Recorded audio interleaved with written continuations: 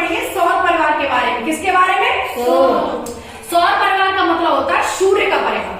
ये देखो सूर्य है, ठीक है, सूर्य के आसपास में इतने सारे ग्रह परिक्रमा देते रहते हैं, ठीक है। और सूर्य क्या है? एक तारा है। क्या है? तारा। और ये ग्रह है। क्या है? ग्रह। ग्रह किसे कहते हैं? जो किसी पिंड की परिक्रमा करते रहते हैं, ठीक है। Yes. अब ये परिक्रमा कर रहे हैं किसकी? सूर्य की। जैसे आपको शरीर को जरूरत होती है खाने की और ऊर्जा, खाने से क्या मिलती है? ऊर्जा। वैसे ही सूर्य से ग्रहों को क्या मिलती है? ऊर्जा मिलती है, प्रकाश मिलता है, ठीक। और ये सूर्य की परिक्रमा लगाते रहते हैं। और सूर्य के नजदीक सबसे जो नजदीक ग्रह है वो क्या है? बुध ग्रह। क्या है? बुध ग्रह। बुध ग्रह सूर्य के सबसे नजदीक ग्रह है। और तापांतर होता है यहाँ। तापांतर का मतलब ये होता है कि ताप इधर कभी गर्म हो जाएगा, दिन बहुत गर्म होगा, रात बहुत ठंडी होगी, क्योंकि आसपास रहता है और सबसे गर्म ग्रह माना जाता है। इसके बाद भी ये बुध ग्रह सूर्य की परिक्रमा करने में कितने दिन लेता है पता है आपको? 88 दिन लेता है। कितने दिन लेता है? 88 दिन लेता है। और इसके बाद में आता है, देखो बुध 88 दिन लेता है। दूसरे नंबर में आता है शुक्र ग्रह। क्या? शुक्र ग्रह। शुक्र ग्रह इसे पृथ्वी की बहन भी कहा जाता है। क्यों कहा जाता है? क्योंकि पृथ्वी के आकार का है कुछ, और कुछ नीला ग्रह लगता है, दूर से देखने पर पृथ्वी जैसा लगता है।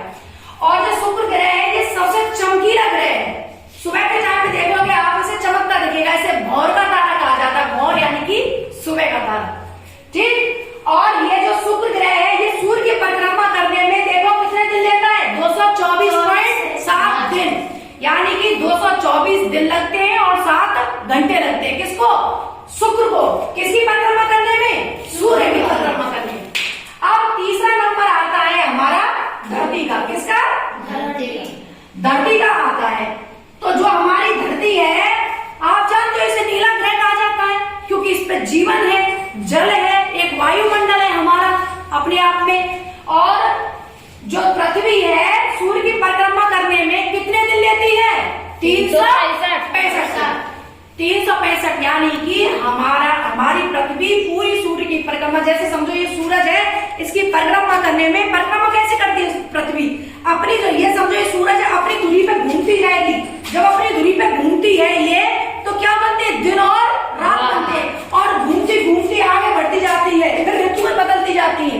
तो इसे पूरी परिक्रमा देने में कितना टाइम लगता है? 365। और तो बुध को कितने दिन लगते हैं? 88 दिन। हमें कितने दिन लगते हैं? 365 दिन। तो ये हमारी पृथ्वी होगी। पृथ्वी के बाद में नंबर आता है, हाँ, पृथ्वी, सूर्य से पृथ्वी की दूरी कितनी है आपको पता है? कितनी है? 14 करोड़ 96 लाख। 14 करोड़ 96 लाख सूरज हमसे दूर है। 14 करोड़ 96 लाख किलोमीटर दूर है हमसे सूरज, ठीक है। यहां से यहां तक की दूरी 14 करोड़ 96 लाख है। इसके बाद में नंबर आता है मंगल का। किसका? मंगल। मंगल को लाल ग्रह कहा जाता है। क्या कहा जाता है? लाल ग्रह। क्यों कहा जाता है? क्योंकि यहाँ आयरन की मात्रा जाता है लोह तत्व, ठीक है। दूर से देखने पर ये एकदम लाल दिखता है, आसमान में दिखता है। कभी रात हो तब मैं दिखाऊं तुम्हें। अब जब हम मिलेंगे, रात तो होती है लेकिन हम लोग पिछड़ जाते हैं। तो मंगल, ठीक है, मंगल ग्रह है। और मंगल ग्रह सूरज की परिक्रमा करने में कितने दिन लेता है? 687। कितने? 687 दिन लेता है। 687। तो मंगल ग्रह कितने दिन लेता है? 687, ठीक है। अब ये और इसके बाद में मंगल के बाद में आता है बृहस्पति। कौन सा? बृहस्पति। अब उल्टा कर दीजिए, जैसे हम याद करते हैं सोमवार, मंगल, बुध, तो मंगल उसमें से बीच में से ग्रह को हटाते गए हैं। बताऊंगी ट्रिक इसका याद करने का। अब ये आ गया बृहस्पति ग्रह। कौन? बृहस्पति ग्रह। बृहस्पति ग्रह। बृहस्पति ग्रह की बताते हैं कि सबसे ज्यादा इसके उपग्रह हैं। उपग्रह क्या होते हैं? जो ग्रह की चक्कर लगाते हैं। जैसे हमारी पृथ्वी है, हमारी पृथ्वी का एक उपग्रह है। क्या? चंद्रमा। हमारी पृथ्वी की परिक्रमा कौन लगाता है? चंद्रमा। ग्रह की जो परिक्रमा करे वो उपग्रह, ठीक है। जो तारे की कर रहा है, इस पिंड की कर रहा है, सूर्य की, वो ग्रह हो गए।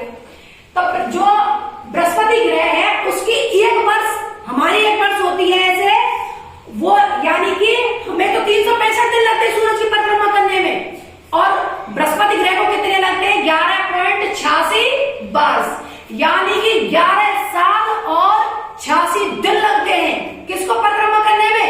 बृहस्पति को। किसकी परिक्रमा करने में? सूर्य की परिक्रमा करने में। इसके बाद में आता है शनि ग्रह। क्या? शनि ग्रह। इसे बलय का ग्रह कहा जाता है। बलय का मतलब इसके चारों आसपास मतलब जहरीली गैसें होती है। कैसी गैस होती है? छल्ला बना हुआ होता है। किसके?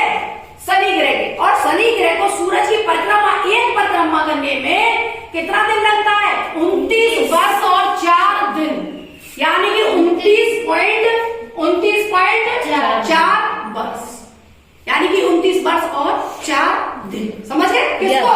शनि को। किसकी परिक्रमा? सूर्य की परिक्रमा। ठीक है।